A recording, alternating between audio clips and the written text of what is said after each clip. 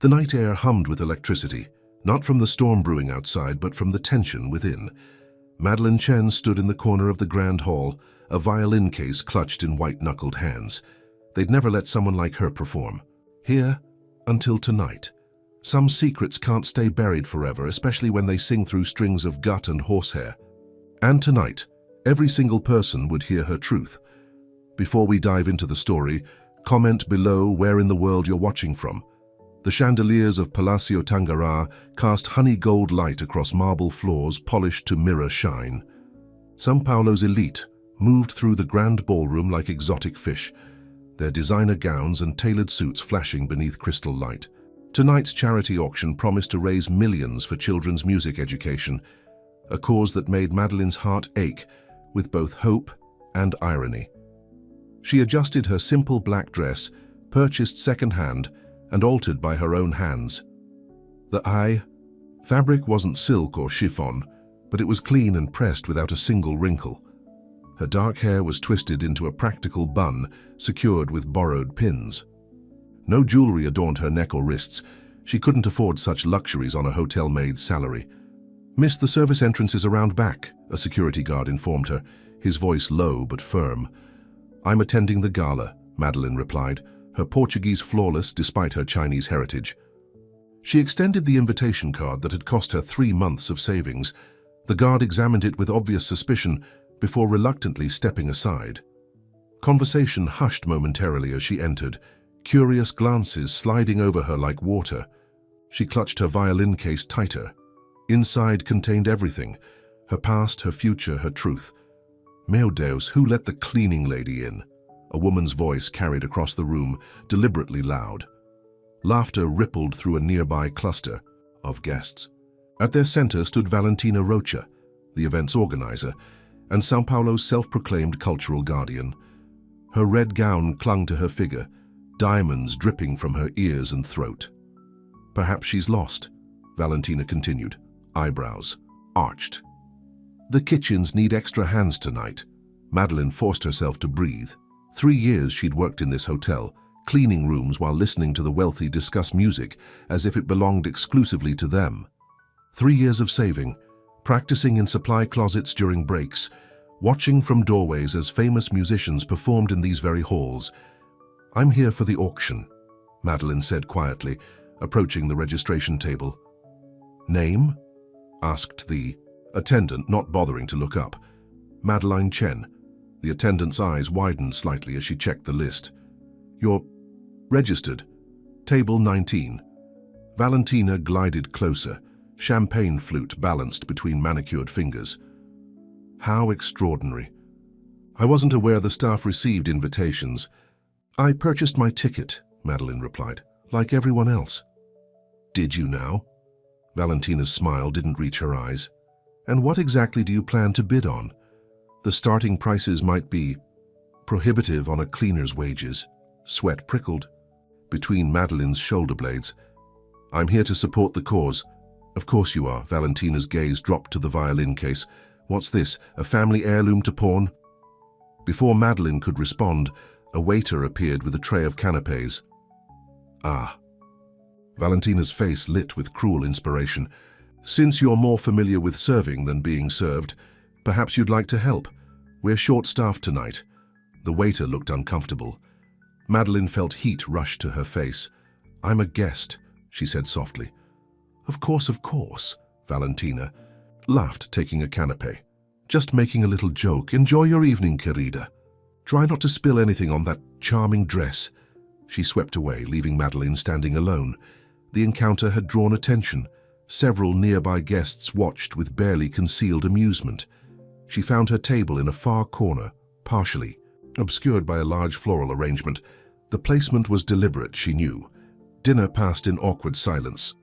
Her tablemates, older patrons and their spouses, spoke around her rather than to her. When conversation finally turned to music, Madeleine ventured a comment about the evening's scheduled performer, the renowned violinist Augusto Pereira. His interpretation of Paganini is technically flawless, she said, though perhaps lacking emotional depth in the cadenzas. Silence fell like a stone. "And how would you know that?" asked a silver-haired man, voice thick with skepticism. Before she could answer, Valentina appeared at their table, champagne clearly having loosened her tongue. "Our little maid is apparently a music critic now," she announced. "Perhaps next she'll offer to conduct the symphony." More laughter, sharper this time. Madeline's hands trembled beneath the tablecloth. "I studied violin for many years," she said quietly. "Did you?" Valentina's eyebrows shot up in mock surprise. "At the prestigious school of YouTube, perhaps?" The table erupted in laughter. Madeline's cheeks burned. "I trained at Shanghai Conservatory before deciding hotel housekeeping was your true calling," Valentina interrupted. "How fascinating." Madeline fell silent. This wasn't the moment. Not yet. The auction began promptly at 9. Lavish items, luxury vacations, artwork, jewelry, sold for staggering sums. Madeline watched silently as numbered paddles rose around the room, each bid representing more money than she earned in months. Then came the final item, an opportunity to perform at next month's Symphony Under the Stars, São Paulo's most prestigious outdoor concert. The winning bidder could either perform themselves or nominate a musician of their choice. "Opening bid is 50,000 reais," the auctioneer announced. Paddles shot up across the room. The price climbed rapidly. 60,000, 70, 80. Madeline's heart pounded against her ribs. 100,000, called a familiar voice. "Valentina." The room grew quiet. No higher bids came. "Going once," the auctioneer said. "Going twice." 105,000, Madeline called, her voice steady despite her racing heart. Every head turned. Valentina's champagne flute froze halfway to her lips. "Excuse me?" The auctioneer peered into the crowd. Madeline raised her paddle. 105,000 reais. Valentina's laugh cut through the silence. "Don't be absurd, she can't possibly have that kind of money." The auctioneer looked uncertain. "Madam, this is a binding bid." "I understand," Madeline said.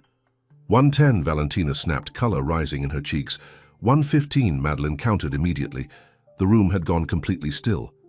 Valentina's eyes narrowed. 120,000. Madeline took a deep breath.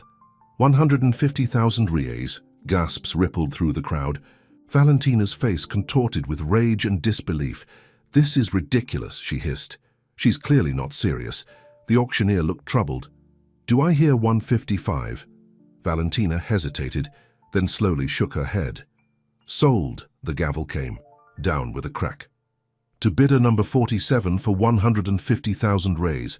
Madeline exhaled slowly, hands shaking as she signed the payment authorization. 3 years of saving every centavo. The entirety of her inheritance from her grandmother. Everything she had. "Congratulations," the auction coordinator said, looking bewildered as she processed Madeline's payment. "Will you be performing yourself, or—" "I'll perform," Madeline said softly. From across the room, Valentina approached, her smile brittle. "As thin ice. What a generous donation," she said loudly. "But surely you don't intend to actually perform?" "Symphony Under the Stars features world-class musicians." "I'm aware," Madeline replied. "Perhaps you should nominate someone qualified," Valentina continued. "I happen to know several talented students who—" "I'll be performing," Madeline repeated, firmly. Valentina's smile hardened. "The event has standards, querida. We can't have just anyone." "The rules state the winning bidder may perform," Madeline interrupted. "I've paid 150,000 reais for that privilege." Others had gathered around them now, watching the exchange with open curiosity. "This is outrageous," Valentina declared to her audience. "She'll make a mockery of the entire event. She cleans toilets, for God's sake." The words hung in the air like poison. Madeline's chest tightened. "What's happening here?" A deep voice cut through the tension. The crowd parted to reveal Gabriel Torres, the symphony's artistic director. "This woman has bid on the performance slot," Valentina explained. "But surely we can't allow—" "The auction was fair," Gabriel stated. "If she's paid, she's entitled to perform." Valentina's face flushed crimson. "Gabriel, be reasonable. She's a maid." Gabriel's expression remained neutral. "The purpose of tonight is to raise money for music education, to prove that music belongs to everyone, not just the privileged few." He turned to Madeline. "What will you be playing, Ms. Chenda Madeleine Chen. She straightened her shoulders. Sibelius Violin Concerto in D minor. The crowd tittered. The Sibelius was notoriously difficult, considered among the most challenging pieces in the violin repertoire. Valentina's laugh was sharp as broken glass. You can't be serious. Why not have her demonstrate now? Someone called from the crowd. Give us a preview, others joined in. Yes, let's hear her play. Prove she can do it. Gabriel hesitated, glancing at Madeleine. That's not necessary. No, Madeleine interrupted. I accept. The room buzzed with excitement as word spread. Tables were pushed aside to create space at the center of the ballroom. Madeleine placed her violin case on a nearby chair and opened it slowly, revealing an instrument that drew gasps from those close enough to see. Is that? Gabriel's eyes widened. A 1742 Guarneri del Gesù, Madeleine confirmed quietly, lifting the violin with practiced hands. My grandmother's. The priceless instrument gleamed under the chandeliers, its varnish warm and rich as aged cognac, worth millions, far more than everything else in the room combined. Impossible, Valentina breathed. It must be a fake. Madeleine didn't respond. She positioned the violin under her chin, closed her eyes and began to tune. The crowd fell silent as she drew her bow across the strings, testing, adjusting. When she was satisfied, she nodded to Gabriel. Whenever you're ready, he said, voice soft with newfound respect. Madeleine took a deep breath, positioned her fingers on the fingerboard and began to play. The first note hung in the air like a suspended drop of water, pure, perfect, piercing. Then came the cascade, notes tumbling over one another in controlled chaos. The Sibelius opened with raw emotion, a blizzard of sound that few violinists could navigate with precision. Madeleine's bow moved with impossible speed, her fingers dancing across strings with supernatural accuracy. The violin sang beneath her. Touch, not merely played but awakened. Each phrase breathed with life and purpose. The allegro sections were fierce and commanding, while the adagios ached with longing so profound that several listeners found themselves blinking back tears. Her body swayed with the music, completely absorbed. This wasn't technical perfection, it was something rarer, something human and transcendent all at once. She played not just with her hands, but with her whole being, channeling every humiliation, every late-night practice session, every moment of doubt and determination into the instrument. The final movement built to its triumphant conclusion, her bow flying across strings in the frenzied finale. When the last note faded, Madeleine lowered the violin slowly, eyes still closed. For 3 heartbeats, there was absolute silence. Then the room erupted. Applause thundered against marble walls. People leapt to their feet, shouting and whistling. Some dabbed at their eyes. Gabriel stood motionless, his expression stunned beyond words. Only Valentina remained seated, her face drained of color, lips parted in disbelief. Madeleine opened her eyes. The standing ovation continued, growing louder. Someone thrust flowers into her hands, pulled from a centerpiece in their enthusiasm. Questions flew at her from all directions. Where did you study? Who was your teacher? Why aren't you with a major orchestra? Her hands trembled as she carefully returned the Guarneri to its case. 3 years of anonymity shattered in 15 minutes of music. Shanghai Conservatory, she answered, her voice barely audible above the commotion. I studied under Professor Jiang Min until I was 20. What are you doing cleaning rooms? Someone demanded. With that talent? Madeleine's throat tightened. My visa, there were complications. I couldn't work professionally as a musician. Gabriel pushed through the crowd. That was extraordinary, Ms. Chen. Truly remarkable. His eyes fell to her hands, calloused from both violin strings and cleaning chemicals. Understanding dawned in his expression. I'd like to speak with you about your visa situation, he said quietly. The symphony has resources, lawyers who specialize in such matters. Valentina appeared at his elbow, her composure regained though her hands still shook. Visibly. Gabriel, a word, she hissed, pulling him aside. Madeleine watched them speak in hushed, urgent tones. Valentina gesturing emphatically, Gabriel shaking his head firmly. When they returned, Valentina's smile was fixed and frigid. Congratulations on your Unexpected talent, she said stiffly. The Symphony Under the Stars committee looks forward to your performance. She turned and walked away, back rigid with humiliation. Gabriel remained, his expression thoughtful. How long have you been working at the hotel? He asked. 3 years, 2 months, Madeline replied. Since arriving in Brazil. And you've been practicing all this time? When I can, in empty rooms before cleaning them, in the laundry storage after my shift. Anywhere. Gabriel shook his head in wonder. Your determination is as remarkable as your talent. More people pressed forward, business cards appearing from jacket pockets, questions overlapping. Madeline felt lightheaded. After years of invisibility, the sudden attention was overwhelming. Excuse me, she murmured, slipping away from the crowd. She made her way to a quiet balcony overlooking the hotel gardens. The night air cooled her flushed face. Her hands still trembled, from adrenaline, from relief, from vindication. The door opened behind her. Gabriel approached, keeping a respectful distance. Are you all right? He asked. Yes, she nodded. Just needed some air. I meant what I said about helping with your visa. Madeline turned to face him. Why would you do that? Because talent like yours doesn't come along often, he said simply. And because no one who plays like that should be cleaning rooms instead of changing lives with music. Tears pricked at her eyes. I never expected this opportunity. Sometimes opportunities must be seized rather than given, Gabriel observed. You took a tremendous risk tonight. I had nothing to lose, she replied, except my savings. About that, Gabriel hesitated. The Symphony Board would like to refund your bid. Madeline stiffened. I don't want charity. It's not charity. Consider it your first performance fee. You'll still play at Symphony Under the Stars, as our featured soloist, not merely as an auction winner. She exhaled slowly. I need to think about it. Of course. He handed her a business card. Call me tomorrow. We have much to discuss about your future. After Gabriel left, Madeline remained on the balcony, letting the reality of what had just occurred sink in. 3 years of invisibility, of being overlooked and dismissed, had ended in 15 minutes. The door opened again. Valentina stood in the entrance, her perfect makeup now slightly smudged.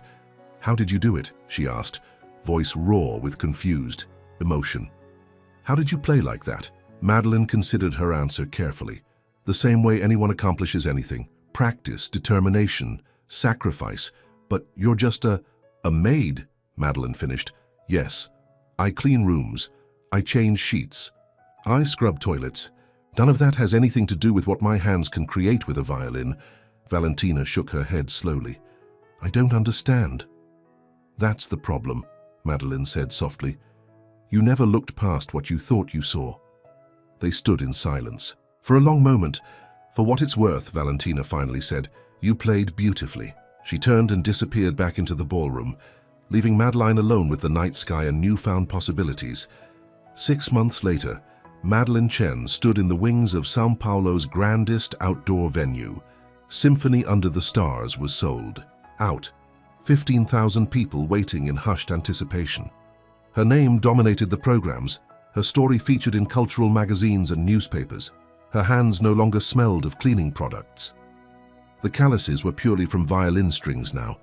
Her new apartment near the Symphony Hall contained little furniture, but had perfect acoustics. On her wall hung a framed photograph, Madeline in her hotel uniform, violin tucked under her chin, practicing in a supply closet. A reminder of where she'd come from, Gabriel appeared beside her. Ready? She nodded, adjusting the sleeve of her concert gown, a simple black design, elegant in its restraint. Your grandmother would be proud, he said. Madeline smiled, thinking of the woman who had sacrificed everything to give her granddaughter both a priceless violin and the determination to match it. 5 minutes, the stage manager called. Through the curtain, Madeline glimpsed the audience. Her former hotel colleagues occupied the front row, her personal guests. Among them, surprisingly, sat Valentina, programs clutched in tense hands. I saw the guest list, Gabriel noted, following her gaze. Are you sure you're comfortable with her being here? Yes, Madeline said.